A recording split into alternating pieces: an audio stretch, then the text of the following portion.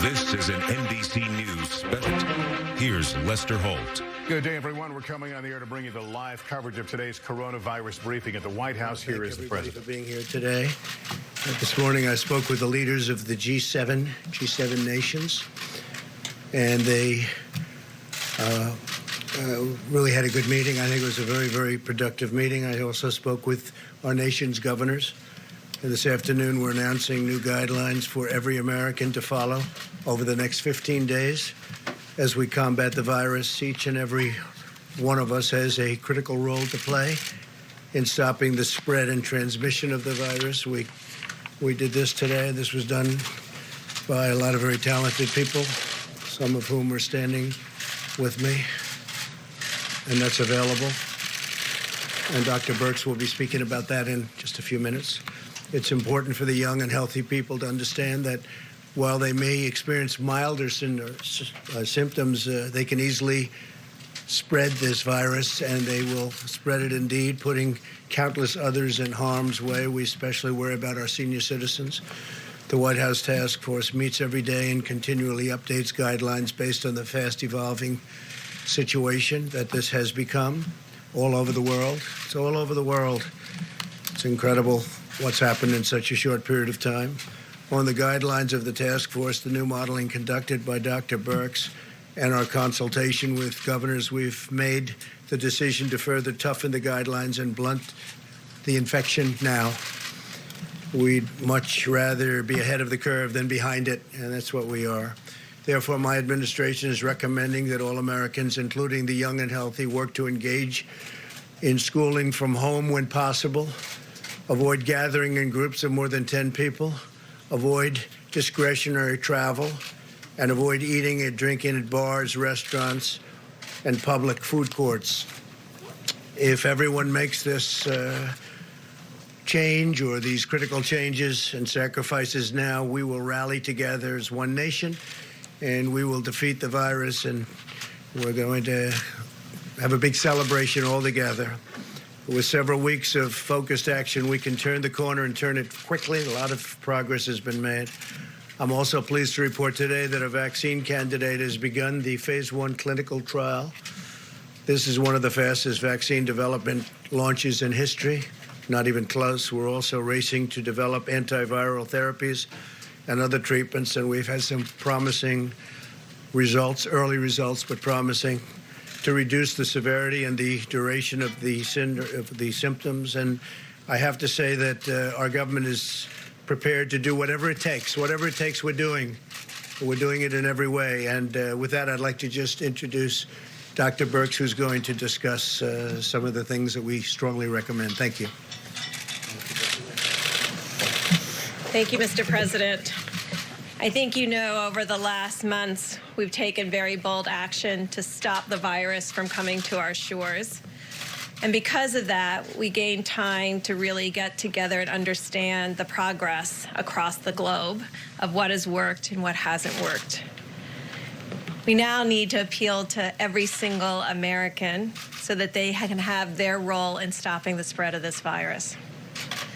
We've talked about things before about washing your hands, but we really want to focus on, if you are sick, no matter who you are, please stay home. If someone in your household is diagnosed with this virus, the entire household should quarantine in the house to prevent spread of the virus to others. The reason we're taking these strong and bold steps is because we know there is virus spread before you develop symptoms, and then we know that there's a large group, we don't know the precise percent yet, that actually is asymptomatic or has such mild cases that they continue to spread the virus. If your children are sick, please keep them home. Now, to our older population or those with pre-existing medical conditions, everyone in the household needs to focus on protecting them. Everyone in the household. I want to speak particularly to our largest generation now, our millennials.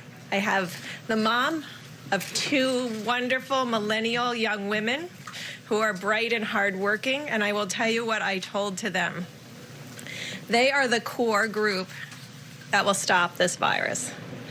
They're the group that communicates successfully independent of picking up a phone.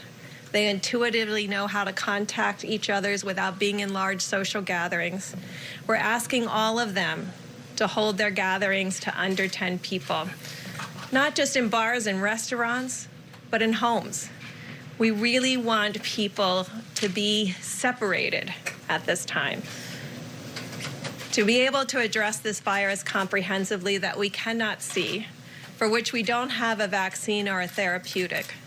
The only thing we have right now is the amazing ingenuity and compassion of the American people. We're appealing to all Americans to take these steps, to protect each other, and to ensure that the virus doesn't spread. These guidelines are very specific, they're very detailed. They will only work if every American takes this together to heart and responds as one nation and one people to stop the spread of this virus. Thank you.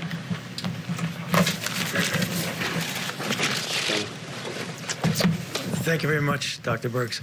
So just to connect with what I mentioned to you in previous discussions in this room, and Dr. Birx said it very well, that in order to be able to contain and curtail this epidemic to not reach its maximum capability, we have a two-pillar approach, one of which I believe has been very effective in preventing the substantial seeding, and namely the travel restrictions that we've discussed many times in this room. The other, equally, if not more important, is when you have infection in your own country, which we do.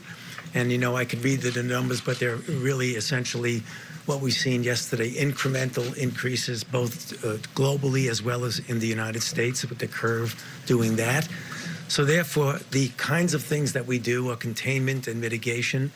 What we're mentioning now, the guidelines, when you look at them carefully, I believe if the people in the United States take them seriously, because they were based on some rather serious consideration back and forth.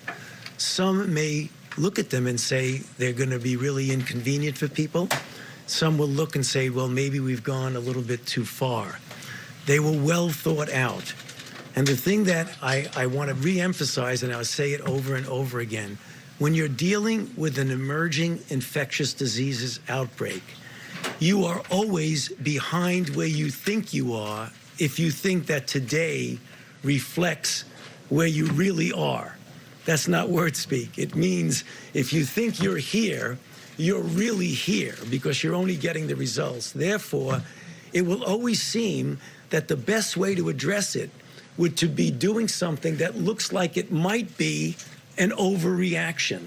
It isn't an overreaction. It's a reaction that we feel is commensurate, which is actually going on in reality. So take a look at the guidelines, read them carefully, and we hope that the people of the United States will take them very seriously, because they will fail if people don't adhere to them. We have to have, as a whole country, cooperate and collaborate to make sure these get done. Thank you. Okay, go ahead. Mr. President, a lot of people are concerned about how long all of this might last. Do you have any kind of estimate that if Americans really were to band together and do what the White House is suggesting, how quickly you could turn this corner? My favorite question, I ask it all the time. How many times, Anthony? I think I ask him that question every day, and I speak to Deborah, I speak to a lot of them. I get the opinion. So it seems to me that if we do a really good job, we'll not only hold the death down to a level that is much lower than the other way, had we not done a good job. But people are talking about July, August, something like that. So it could be right in that period of time where it washes through.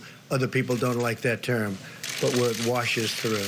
So is this the new normal until the height of the summer?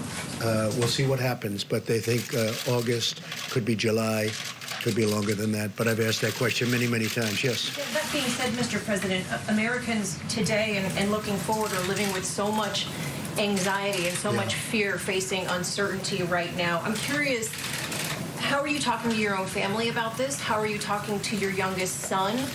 Do you empathize with this sense of anxiety? People are really scared. Yeah. No, I think they are very scared. I think they see that we're doing a very professional job. We've been working with the governors and frankly, the mayors, local government at every level. We have FEMA totally involved. FEMA has been, usually we see FEMA for the hurricanes and the tornadoes. Now we have FEMA involved in this. They've been doing a fantastic job locally, working with people that they know because they work, like as an example, in California, in the state of Washington. They work with them a lot on other things, and they're very familiar, so they're working on it. What you can do, and all you can do, is professional, totally competent. We have the best people in the world. We have really the greatest experts in the world.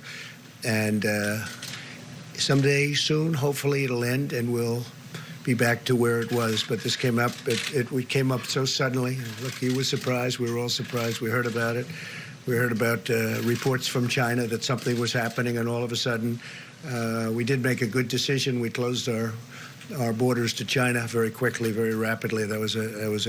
Otherwise we'd be in a very, as Tony has said numerous times, we'd be in a very bad position, much worse than we would be right now. You look at what's happening in other countries. Italy's having a very hard time. But I think that what we do, and I've spoken actually with my son, he says, how bad is this? It's bad. It's bad. But we're going to be hopefully a best case, not a worst case, and that's what we're working for. Yes. You can clear up some confusion on two key fronts. One is about your own test. The other is about containment efforts. Is the administration considering more aggressive containment options, like a quarantine, a national curfew? Well, we have that very much. Yeah, we have that very much, and we've been pretty aggressive. We were early with Europe, but we were very, very early with China and other places, and fortunately we were. And as far as containment here, we're coming out with strong suggestions. And, it's becoming a little bit automatic. You look at people, they're not doing certain things. For instance, they're obviously not, I wouldn't say the restaurant business is booming, and bars and grills and all. People are self-containing to a large extent.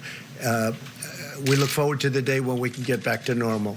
To be specific, what's your second question? Are you considering instituting a nationwide lockdown, a nationwide quarantine? The NSC knocked that down, but there's still some questions about how it all came At this point, not nationwide, but well, there are some places in our nation that are not very affected at all. But we may look at certain areas, certain hotspots, as they call them. We'll be looking at that, but at this moment, no, we're not. The second question is, you said you had your coronavirus test Friday night. The White House doctor's office put out a statement around midnight Friday saying that no test was indicated. So when exactly was your test administered? Well, I had my test. I was late Friday night, and the reason I did it was because I had no symptoms whatsoever. So the doctor said, you have no symptoms, so we don't see any reason. But when I did the press conference on Friday, everybody was going crazy. Did you do the test? Did you do the test? So very late on Friday night, I did the test. And he may have put out, or the doctor may have put out something I don't know what time the letter went out. Maybe it was put out by somebody else. But the results came back, I believe, the following day.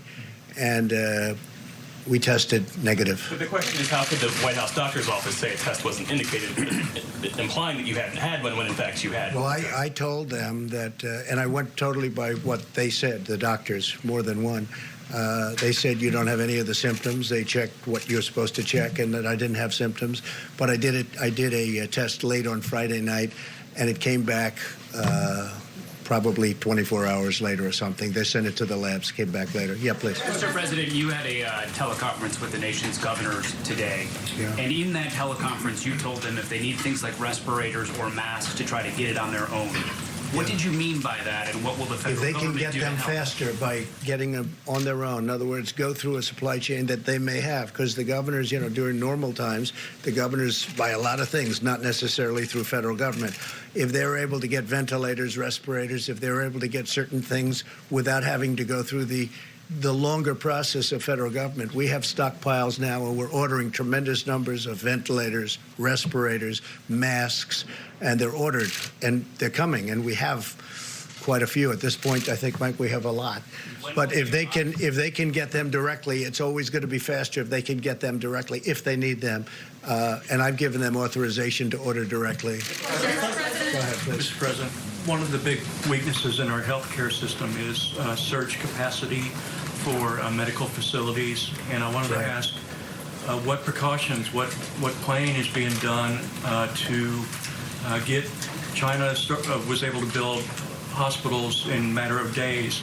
Are you prepared to use the Corps of Engineers or FEMA to start building surge capacity that we may need in a couple weeks? Well, first of all, we hope we don't get there, and that's what we're doing, and that's why we're taking a very strict look at this. But we also are looking at areas, and not only looking, we're expanding certain areas. We're taking over buildings that aren't used. We're doing a lot in that regard. We hope we don't have to get there, but we are doing a lot in that regard. Mr. President, could you clarify something? These guidelines say stay home if you're sick. Yesterday, the Vice President said no one should worry about losing a paycheck if they stay home when they're sick. But the House bill exempts companies of 500 employees or more from the paid sick leave requirement, and that's 54% of the American workplace. Why is it a good idea to only require small businesses to provide paid Well, sick we're leave? looking at that, and we may be expanding that. We are looking at that. We want fairness. We want it for everybody. No, we're looking at that through the Senate, because as you know, the Senate is now digesting that bill. So we may very well be adding something on that. Okay? Good question. Two questions for you, Mr. President. One, going off of what he was asking, how many ventilators and how many ICU beds do we have right now, and will it be enough? I could get back to you with that number. We've ordered a lot. We have quite a few, but it may not be enough. And if it's not enough, we will have it by the time we need it. Hopefully, we won't need them. And you'll give us the exact number? Yeah, we'll be because able to so give far you. they have not given us an exact We'll number. give you. We can give you a number if it's important. We'll give you a number. Go ahead. Okay. And yesterday you said that this was under tremendous control. Do you want to revisit that statement if we are going to be experiencing this until July or August, 5 more months ahead of where we are When I'm now? talking about control, I'm saying we are doing a very good job within the confines of what we're dealing with. We're doing a very good job. There's been a tremendous amount of the way they're working together. They're working hand in hand. I think they're doing really a great job. And from that standpoint, that's what I was referring But to. it's Yes, not Steve, go under, ahead. you're not saying it's under control, right? I'm not referring to it, meaning the. Yeah, if you're talking about the virus, no, that's not under control for any place in the world. I think I read. You had said it was. I think so I just read. wanted to No, I clarify. didn't. I was talking about what we're doing is under control, but I'm not talking about the virus. Yes, please. The stock market took another hit today. Is the U.S. economy heading into a recession? Well, it may be. We're not thinking in terms of recession. We're thinking in terms of the virus. Once we stop, I think there's a tremendous pent-up demand, both in terms of the stock market and in terms of the economy. And once this goes away, once it goes through and we're done with it, I think you're going to see a tremendous surge. Are you looking at any domestic travel restrictions? I know that's been on the table before, but is that firming up at all? We're not really. We hope we don't have to, Steve. We think that hopefully we won't have to do that, but it's certainly something that we talk about every day. We haven't made that decision. Mr. President, I ask you, doctors and nurses in this country are telling us across the board that they're terrified of this virus, of the fact that they might get it, of the fact that they might take it home to their families. What can you say to assure healthcare providers in this country that the federal government is doing something today to ensure that they get personal protective equipment to protect themselves and their families?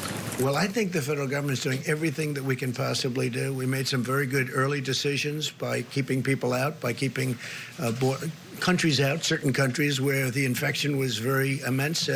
I notice a lot of people are talking about South Korea because they've done a good job on one side, but on the other side, tremendous problems at the beginning. They had tremendous problems and great numbers of death. I think that we've done a fantastic job from just about every standpoint. With that being said, you look, no matter where you look, this is something, it's an invisible enemy. And but we are speaking all the time, not only with the people, but also the professional people, the nurses, the doctors. They have been doing a fantastic job. We are also working very much on getting them the kind of equipment that they need. And for the most part, they either have it or they will be getting it. But remember this. We want the governors, we want the mayors, we want them locally from a local standpoint because it can go quicker. We want them to work. And we had a great talk with the governors today. I think it was a really great talk. There's a tremendous coordination. There's a tremendous spirit that we have together with the governors. And that's pretty much, for the most part, bipartisan. Yeah. Mr. President, you told John that you think this could wash through, as you said, July, August. You just told Steve when he asked you about a possibility of recession. You said it may be. I'm curious, if there is a recession, when do you think that might hit? Well, I don't number one, determine recession. I just say this. We have an invisible enemy. We have a problem that a month ago nobody ever thought about. Nobody in I've read about it. I read about many years ago, 1917, 1918. I've seen all of the different problems similar to this that we've had. This is a bad one. This is a very bad one. This is bad in the sense that it's so contagious. It's just so contagious, sort of record-setting type contagion. And the good part is the young people they do very well, and healthy people do very well. Very, very bad for older people, especially older people with problems. My focus is really on getting rid of this problem, this virus problem. Once we do that, everything else is going to fall into place. Yes, please. Mr. President, a lot of rumors last night that you were going to put in a national curfew or some kind of, texting. I've been reading. I've been watching. Right, exactly. Me too. Your people were saying this is a foreign disinformation campaign. Is that what's going on? Are people messing with us on the internet? Well, I don't know. I mean, that I can't tell you if they are or not. And, I think a lot of the media actually has been very fair. I think people are pulling together on this. I really think the media has been very fair. I think it could be that you have some foreign groups that are playing games, but it doesn't matter. We haven't really determined to do that at all, and hopefully we won't have to. That's a very big step. It's a step we can take, but we have not decided to do it. Jennifer, go. Mr. President, two things, one on airlines and one on Jeff Bezos. Can you talk a little bit specifically about what you'd like to do to help the airlines, first of all? And then second of all, we heard that Jeff Bezos has been in contact with the White House daily. Can you say what he's been asking for or proposing? Well, I've heard that's true. I don't know that for a fact, but I know that some of my people have, as I understand it, been dealing with them or with him. And that's nice. We've had tremendous support from a lot of people that can help, and I believe he was one of them. As far as the airlines are concerned, we're going to back the airlines 100%. It's not their fault. It's nobody's fault unless you go to the original source, but it's nobody's fault. And we're going to be in a position to help the airlines very much. We've told the airlines we're going to help them. They want $25 billion. Well, we're going to be helping. We're going to be backstopping the airlines. We're going to be helping them very much. It's very important. What will you do about the stock market, sir? $25 billion for the passenger carriers and $4 billion for cargo? We're going to be looking at it very strongly. We have to back the airlines. It's not their fault. In fact, they were having a record season. Everybody was. They were having record seasons, and then this came out, and it came out from nowhere. So not their fault, but we're going to be backing the airline, yeah. The stocks continue to fall today. Would the White House support negative rates? Best thing I can do for the stock market is we have to get through this crisis. That's what I can do. That's the best thing we can do. That's what I think about. Once this virus is gone, I think you're going to have a stock market like nobody's ever seen before. People be voting tomorrow, Mr. President? Mr. President, the other day you said he'll be back in a second. He'll be back in a second. I think the question that I think maybe John asked about until July, the guidelines are a 15-day trial guideline to be reconsidering. It isn't that these guidelines are now going to be in effect until July. What the president was saying is that the trajectory of the outbreak may go till then. Make sure we don't think that these is solid in stone till July. Yeah. But that would be the outside number. Yeah. Mr. President, you've been criticized. Hold on 1 second, please. Go ahead. Follow up. Senate Republicans, do you want Senate Republicans to change the package that passed the House last week, even though you I think they may make it even better. Look, they're working together very well with the House. They're working very much in unison, like the question before. They're working to only enhance it and make it better and make it fair for everybody, and that's what we're looking to do. So we may go back and forth with the House a little bit, but both will be in a very positive fashion. Please. Yeah, Mr. President, these new guidelines say avoid social gatherings in groups of more than 10 people. The CDC's recommendations yesterday were for people to avoid gatherings of more than 50 people. What's evolved in you and your team's thinking in just the past 24 hours? And also, what exactly do you need to see in a stimulus? Well, let me just have the professionals answer that. Would you like to do that? Great. Thank you, and thank you for that question. So we have been working on models day and night around the globe to really predict, because some countries in our very early stage, like the United States, we've been working with groups in the United Kingdom. So we had new information coming out from a model, and what had the biggest impact in the model is social distancing, small groups, not going in public in large groups. But the most important thing was if one person in the household became infected, the whole household self-quarantined for 14 days, because that stops 100% of the transmission outside of the household. And as we talked about early on, it's silent. We had another silent epidemic, HIV.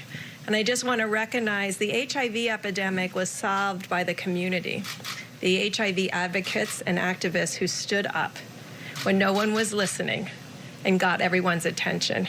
We're asking that same sense of community to come together and stand up against this virus. And if everybody in America does what we ask for over the next 15 days, we will see a dramatic difference, and we won't have to worry about the ventilators, and we won't have to worry about the ICU beds, because we won't have our elderly and our people at the greatest risk having to be hospitalized. And on PPE, Dr. Burks, can we ask you to comment on the equipment? Doctor? Go ahead. Yes, Mike, please. Thank you, Mr. President. Very productive call today with governors. We talked about the new rollout of testing that we described yesterday, and drive-through and community-based testing. And I know how grateful the President is for the efforts that governors are making, and now with the Admiral and the United States Public Health Service as well as FEMA, we made great progress today in coordinating those efforts. But the other issue that was raised with the President today was personal protective equipment. And the reason I mentioned testing is because one of the recommendations that we have for states is that these remote testing sites make a priority of two groups. One would be people over the age of 65 that have symptoms. We don't want them to go to hospitals or emergency rooms. We want them to go to a remote site in a parking lot or at a isolated community location. But the other category is our healthcare workers. We want to make sure that our healthcare workers have the opportunity to be tested, and using that new high throughput test that the President arranged with our major commercial labs, we'll be able to do that much more expeditiously.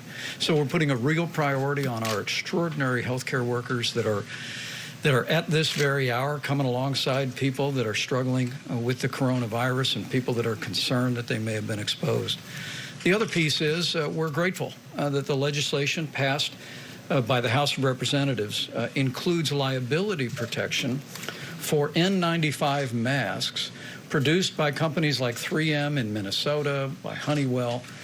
Literally tens of millions of masks are produced every year for industrial purposes, for construction. But the health experts say they can be used just as readily to protect healthcare workers from respiratory ailments.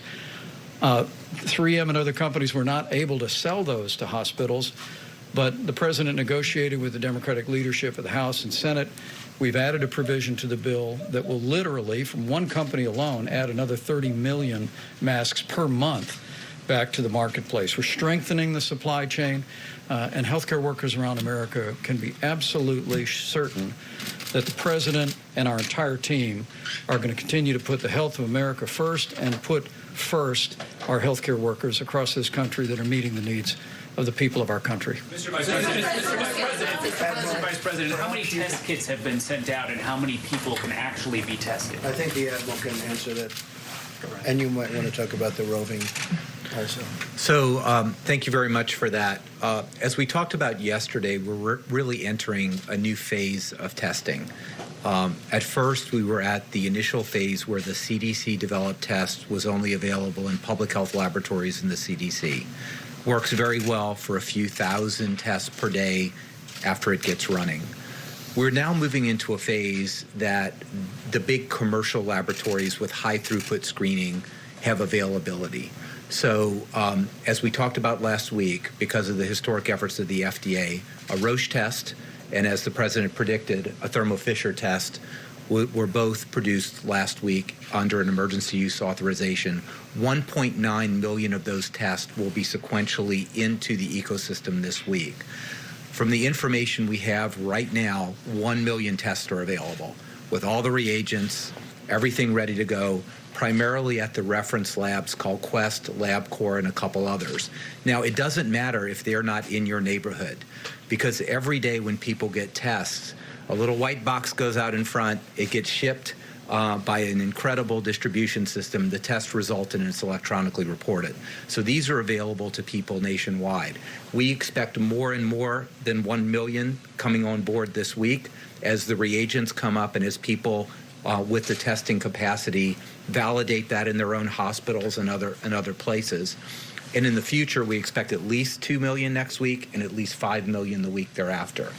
There are also a whole growth of what's called laboratory determined testing or laboratory-derived testing, where individual laboratories, because of the regulatory deregulation of the FDA, can develop their own tests and start using them. So if you're a CLIA-certified lab with complexity, you can do that. So the point is, testing is now entering sort of what we normally do in the healthcare system, where big labs in a high throughput basis receive these through normal channels. So that part of it is really underway. But do you know how many Americans have actually been tested?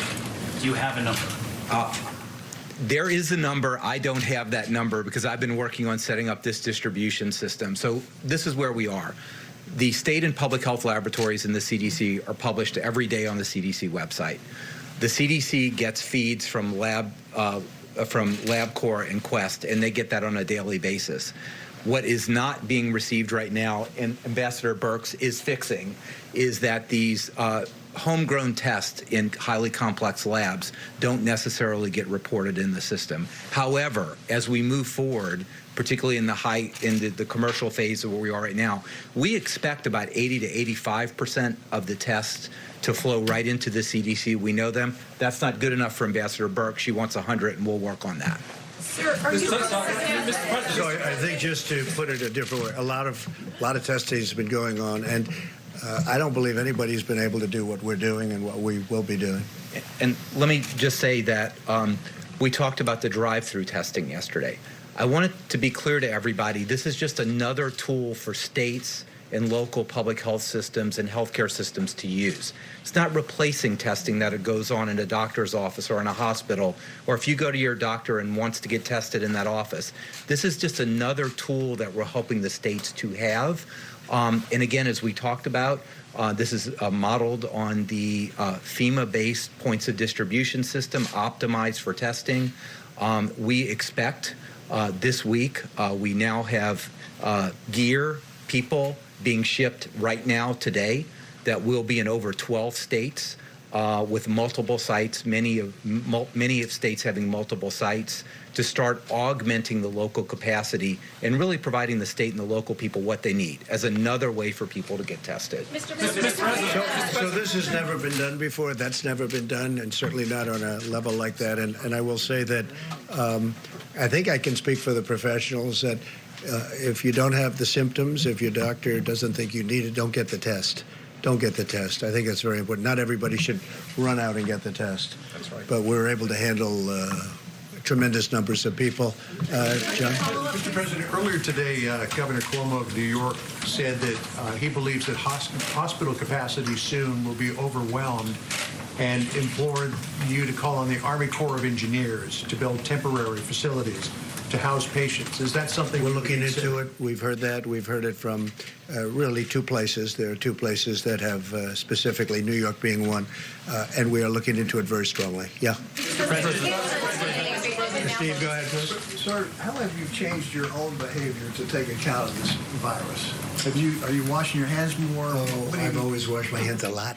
I wash my hands a lot, probably, maybe if anything more, certainly not less. What was it like taking the test? Not something I want to do every day. I can tell you that. It's it's a little bit of good doctors in the White House, but it's a test. It's a test. It's a medical test. Nothing pleasant about it. simple questions. said that in a tweet that Governor Cuomo should be doing more. I think he can do more. What specifically but I think should he be doing? I think he can do more. And you know, it's an area of the country that's very hot right now. I think New Rochelle, and a place I know very well. I grew up right near New Rochelle. I think it's an area that has to be tamped down even more because it's a hotbed. There's no question about it. So I think they can look at doing it. But we're getting along very well. We've had a very in fact, I noticed he made some statements just now that the relationship with the federal government has been good. The federal government has done everything they've wanted us to do. But we can. I think it's very important that all of the governors get along very well with us, and that we get along with the governors, and I think that's happening.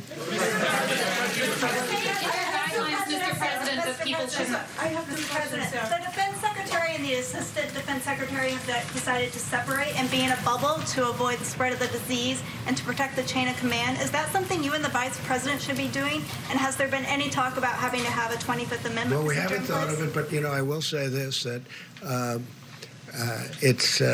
we're very careful. We're very careful with you know, being together. Even the people behind me they've been very strongly tested. I've been very strongly tested, and we have to be very careful. But everybody should be vigilant. We have to be vigilant. Yep. Thank you, Mr. President. Two simple questions for you, Mr. President. Go ahead, please. Two simple questions for you, Mr. President. Hold it before you. Okay, I don't know if this is a question for you or for Dr. Burke, but Dr. Burke said that it is the millennials who are going to lead us through this, and that now is the time to look out for the older people in our home. Older might be a state of mind, not necessarily an age. So for those millennials of us who have parents who are in their 50s, 60s, 70s, what is older? What should we tell them at this point? Well, if I was Dr. Fauci, I would tell you there's a physiologic age and a numerical age. So older people with pre-existing conditions. And what do we mean by that? You know, significant heart disease, significant kidney disease, significant lung disease, any immunosuppression, any recent treatment for cancer, any of those pieces in any household. Now, why do I think the millennials are the key? Because they're the ones that are out and about. And they're the most likely to be in social gatherings. And they're the most likely to be the least symptomatic. And I think we've always heard about the greatest generation. We're protecting the greatest generation right now and the children of the greatest generation. And I think the millennials can help us tremendously by having plus they need to communicate with each other. Public health people like myself don't always come out with compelling and exciting messages that a 25 to 35-year-old may find interesting and something they will take to heart.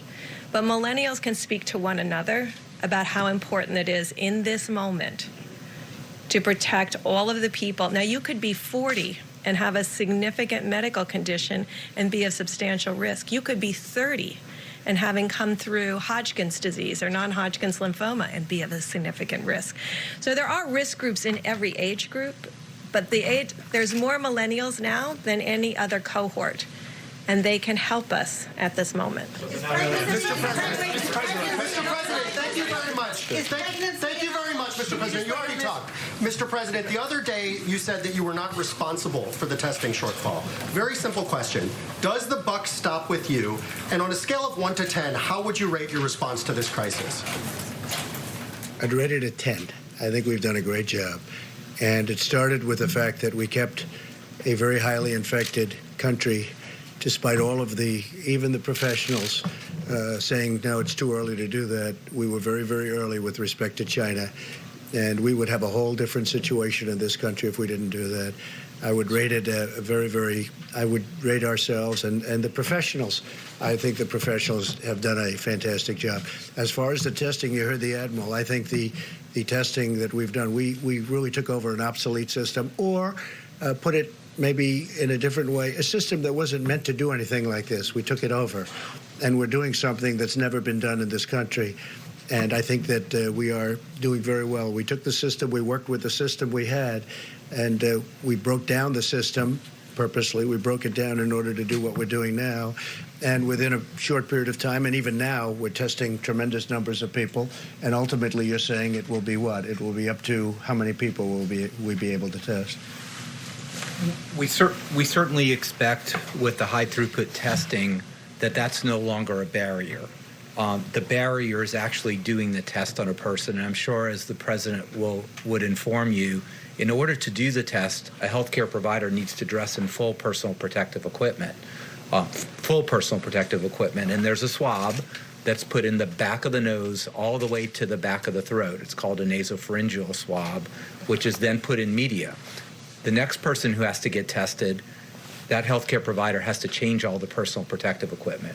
When you put that in, it's highly likely a person coughs or sneezes, so you're at risk. So that's what we're trying to fix now by the mobile platforms, by all the things we're doing, is to enable sort of high throughput of this swabbing. And we're doing some technological things, too, that might be breakthroughs to make it much, much faster. But we certainly expect that from thousands of people per day, we will be at the tens of thousands of people per day this week, according to those who are. But does the buck stop with you, Mr. President? Does the buck stop with you? Yeah, normally, but I think when you hear this has never been done before in this country. If you look back, take a look at some of the things that took place in 09 or 11 or whatever it may have been. They never did. Nobody's ever done anything like what we're doing. Now, I will also say, Admiral, I think we can say that we're also getting this ready for the future, so that when we have a future problem, if and when, and hopefully we don't have anything like this, but if there is, we're going to be we're going to be starting off from a much higher plateau, because we were at a very, very low base. We had a system that was not meant for this. It was a smaller system. It was meant for a much different purpose. And for that purpose, it was fine, but not for this purpose. So we broke down the system, and now we have something that's going to be, and is very special, and is ready for future problems. I think we can say that very strongly. Yeah. Go ahead, please. Thank you, Mr. President.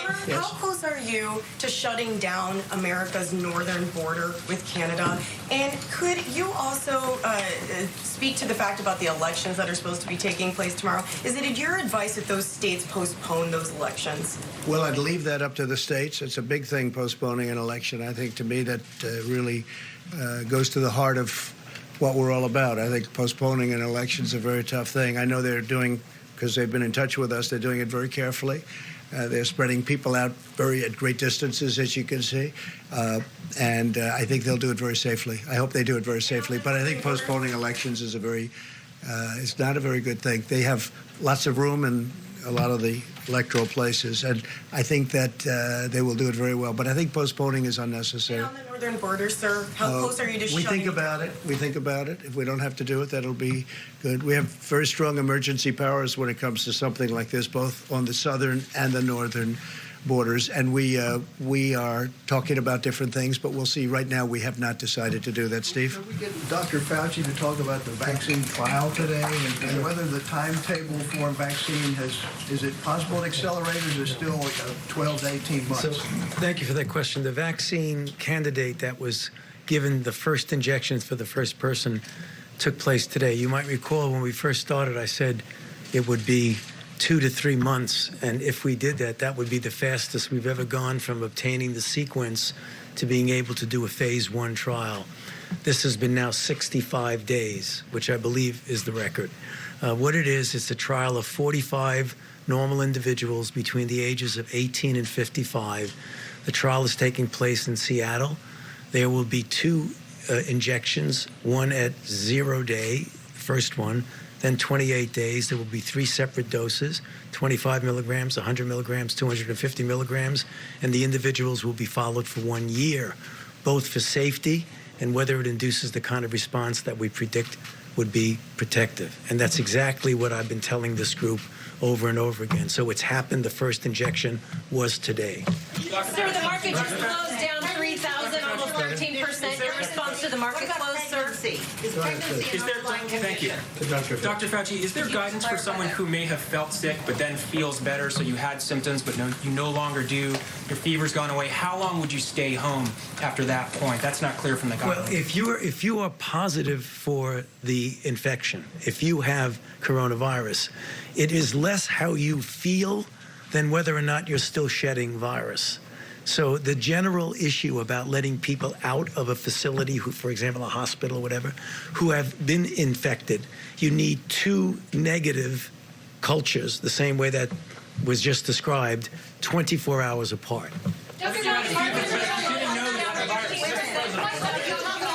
no, the market will take care of itself. The market will be very strong as soon as we get rid of the virus. Yes. Can you clarify about pregnant women? Is that an underlying? Because the UK said today that pregnancy was one of those underlying conditions. Do we say that too? There's very little data in pregnant women. I think about a week ago, I said the reports that came in from China, from the Chinese CDC, of the 9 women who were documented to be pregnant and have coronavirus in their last trimester, delivered healthy children, and they themselves were healthy and recovered. That is our total sample size, and we will be getting more data from countries. While countries are in the midst of this crisis, like Italy, I try not to bother them frequently to get us their data. We try to get it just weekly from the countries that are in the midst of responding to the epidemic, so that their focus is on their individuals in their country. Mr. President, any comment on what people like Devin Nunes, the governor of Oklahoma, have been saying, encouraging people to go out to restaurants, which goes directly against what this advice in your guidelines says? No, I haven't heard that. I haven't heard that from Devin or anybody else. Should they stop saying that? Well, I have to see what they said. But Encourage people to go to restaurants if they felt okay with their families. I would disagree with it, but right now we don't have an order one way or the other. We don't have an order, but I think it's probably better that you don't, especially in certain areas. Oklahoma doesn't have a tremendous problem. Oklahoma, you said the governor of Oklahoma. Devin Nunes is another. Yeah, well, I hadn't heard that. So should they be doing that, or should they not be doing It's that? adverse to what the professionals are saying. That's, And what you're saying in your guidelines, that people shouldn't be going it's to adverse, restaurants. but I'll take a look at it. Absolutely. I don't know who would be best to answer this question, maybe Secretary Hayes or Dr. Fauci. School districts across the country are closing down, yet for the most part daycare centers remain open, and considering that children can sometimes be asymptomatic carriers and go home to older individuals, are there any recommendations about daycare settings?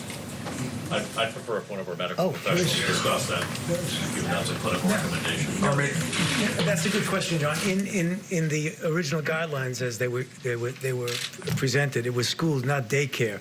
I think it's very important. We should probably, if we have not discussed that, go back and discuss that in some detail about whether or not that's equivalent to school. It's a good question. The question about the sort of underlying public health strategy behind some of these guidelines, telling people to avoid restaurants and bars is a different thing than saying that bars and restaurants should shut down over the next 15 days. So why was it seen as being imprudent or not necessary to take that additional step, offer that additional guidance? Well, do you want to answer that? Well, I think we have to say the data that has been coming out, and I'm sure you're all up to date on how long the virus lives on hard surfaces. And that has been our concern over the last 2 weeks. No, I'm sorry. Go ahead. Okay. Good. I just wanted to read. There's an answer to this. Oh, yeah. Go ahead, Tony. He was my mentor, so I'm going to have to let him speak. The small print here, it's really small print. In states with evidence of community transmission, bars, restaurants, food courts, gyms, and other indoor and outdoor venues where groups of people congregate should be closed. So, Mr. President, are you telling governors in those states then to close all their restaurants? Well, we haven't said that yet. We're recommending, but we're recommending things. No, we haven't gone to that step yet. That could happen, but we haven't gone there yet. Please. Mr. President, on the election, you're saying it's a bad thing to postpone it, but if you got the 10-person maximum, guideline, in a practical sense, can you have rallies? Can you primaries surely gather more than 10 Well, people. hopefully this will pass through, and hopefully that we'll have everybody will be going to restaurants and flying and being on cruise ships and all of these different things that we do, and it will very, very hopefully be in a fairly quick period of time. But we're taking a tough stance. We may make certain other decisions. We may enhance those decisions. We're going to find out. As per the question that you were asking, some of those decisions may be enhanced. How about one more? On the cyber attack on HHS, Yeah. is there any reason to believe that they were trying to hack into the system and gather information from the system? And also, is there any reason, so were they trying to hack to get information? And also, do you have any reason to think that it could have been Iran, Russia? Do you have any reason to believe it was a foreign actor? So in the previous 24 hours, we saw a great deal of enhanced activity with relation to the HHS computer systems and website. Fortunately, we have extremely strong barriers. We had no penetration into our networks. We had no degradation of the functioning of our networks. We had no limitation of our capacity for people to telework. We've taken very strong defensive actions. The source of this enhanced activity remains under investigation, so I wouldn't want to speculate on the source of it, but there was no data breach or no degradation in terms of our ability to function and serve our important mission here. Thank you. Mr. Vice President, have you been what are you tested looking yet? for in another stimulus package, sir? Could you speak to that? One thing Mike just said, it's very important to get out that this is for the next, what we're talking about, much of what we're talking about is for the next 15 days. Mike, go ahead. Mr. Vice President, have you been tested? I've not been tested yet. I'm in regular consultation with the White House physician, and he said I've not been exposed to anyone for any period of time that had the coronavirus, and that my wife and I have no symptoms. But we're checking our temperature regularly every day, and we'll continue to follow guidance, which I think may be a good place to land at the end of the day. And that is, as we expand testing rapidly around the country through the new public-private partnership that the president facilitated, we want the test to be available for people who have symptoms, people who have symptoms and are in vulnerable populations, and our healthcare workers, to make sure that they can have the peace of mind that they're doing their jobs and they're properly protected. And so our best counsel, the counsel of the experts, is if you have a question, call your doctor, call your healthcare provider, ask whether or not you should be tested, and that's what my family's doing as well. Let me just emphasize one more point, if I can. The president asked the task force to continuously review the data and the information that we have, not only in this country, but from around the world, to give the best guidance to state leadership and local healthcare leadership and all of the American people about how to keep themselves, their family, and their community safe. This guidance for the next 15 days is what our experts say is the best opportunity we have to lower the infection rate over the entire course of the coronavirus. Just as the president did by suspending travel from China, just as he did with travel advisories and screening from Italy and South Korea, just as we've done with Europe and at midnight tonight with the UK and Ireland. We'll continue to take very decisive steps to lower the spread of the coronavirus. But we want every American to know, and we would ask all of you in the media to spread the word of the American people that this is advice on behalf of the President of the United States to every American, what you can do over the next 15 days to prevent the spread of the coronavirus. And we're calling on every American to do your part, because together we'll get through this and we'll find our way forward. Mr. President, just one more, Steve. Go ahead. Mr. President, what do you think of this? G7 video conference today. What was the upshot of that? And are you still going to be able to meet at Camp David? I think Well, it looks like it. And are you confident in their responses, as you are with I'm very confident that they're in a position that some of them are in a rough position, if you look at a couple of them, and some are heading toward pretty rough territory. We had a very good conference. It was a teleconference. Everybody was on the phone, every leader. And almost 100% was devoted to the subject that we're talking about today. And they are working very hard And they're very concerned, obviously, but they're working very hard. But I would say just about all of it was, Steve, all of it was devoted to what we're talking about. Hold that summit at Camp David? I think so. I mean, so far it seems we didn't even discuss that.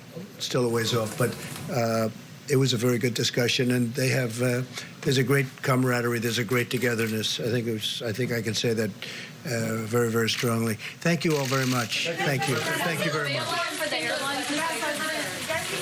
President Trump holding a lengthy news conference with an update on where we are with the fight against the coronavirus. The government essentially publishing a set of new guidelines. Many have already been surpassed by some things that we've seen on the state and local level. Perhaps the only major difference is now a suggestion that people not gather in groups larger than 10, and that's certainly consistent again with some other things we've seen happening around the country.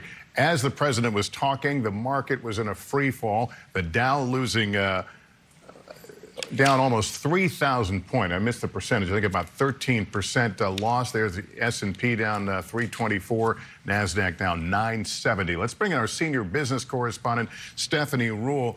Almost in the moment the president began speaking, we began watching on what was already a bad day become worse, Stephanie. We did, making it the single largest point drop in history. What we saw from the president this afternoon was a really sobering story. The warnings he gave, think about the impact they're going to have on the economy. Bars, restaurants, food courts, no gatherings over 10 people, no fitness centers. Think about what this is going to do for everyday Americans and the way we live our lives. It's like we're pressing pause on the economy, but from the market's perspective, the bills are still coming in. The president said that he would fully back the airline industry, which we know is already looking for a bailout. And you're going to see other industries like cruise lines, like hotel industries. What the president said right now, what we have to do for the next 15 days, this is the most forthright we've seen him as far as let's truly tackle this thing, let's slow things down. And from a market's perspective, people certainly sound scared. All right, Stephanie, thank you. Let me bring in Jeff Bennett. He was in that White House briefing. We noted you guys were not seated next to each other, a good sign of the social distancing taking place. I want to ask you about the continued mixed messages. The president came out and talked about people are saying July or August, this may wash through. Is there any evidence to support that? In a word, Lester, no. Although to Steph's point about President Trump sounding far more forthright than he has in the past, I mean, remember it was just a couple of weeks ago, maybe last week, in fact, when he was on Capitol Hill, and he told the American public to stay calm, it will just go away. Today, at least, he acknowledged that this outbreak could be with us for some months. He acknowledged that the economy could dip into recession. He acknowledged when asked that he does not have it under control, even though when asked by a reporter to grade his response, he gave himself a 10 on a scale of 1 to 10, which I think tracks with what we've come to know about President Trump 3.5 years into his first term. But what the White House put out today, these nationwide guidelines, are what state officials have been clamoring for weeks now that we're 50-plus days into this coronavirus outbreak. You heard Andrew Cuomo, the governor of New York today, say that this is a nationwide pandemic. There needs to be nationwide parameters. And so these guidelines that are set to be in effect for the next 15 days, you heard Dr. Fauci say at the end of the 15 days, they'll then reassess and see what needs to happen there. But this is the first step that this administration is now doing aimed in that effort, Lester. Yeah, Jeff, and as he was talking, officials in the San Francisco Bay Area, 7 counties getting together and announcing basically a shelter-in-place order for the next several weeks. Let's go now to medical correspondent Dr. John Torres. John, one of the things that struck out in that news conference, I think it was Dr. Burke said, millennials are the core group that will stop this virus outbreak. Is that something you agree? Is that something you've been seeing as well? I think to a certain extent, and I think what she was trying to say is essentially they're the ones that can do the social messaging and get out all the information to everybody else, and they can protect the older adults as well, especially that, she said, the greatest generation, those that are 65 plus. And so they have a lot of work to do in order to get that under control. And there also tends to be the ones that we saw earlier today in different venues, that they were down in New Orleans and they weren't really listening to the parameters as far as not 50 people not in the same area. And now that it's down to 10 people, I think what she's saying is, hey, those are the people that need to pay attention to this, really need to do what's going on here, and that can help protect everybody. And officials making the point, as we keep hearing over and over again, the fight really depends on all of us to do our part. Doctor, Exactly. thank you. The pandemic has changed things in this country for how long, no one can say. Tom Costello has been tracking the outbreak and reporting from Bethesda. Tom? Well, a couple of notes. First of all, here in Maryland, they are now surging a request. The governor asking to come up with 6,000 extra hospital, 6,000 extra hospital beds because they see a surge in patients coming. They want to prepare. All the bars and restaurants in this state have been closed down, as they have in many areas around the country. That San Francisco news is really, really stunning.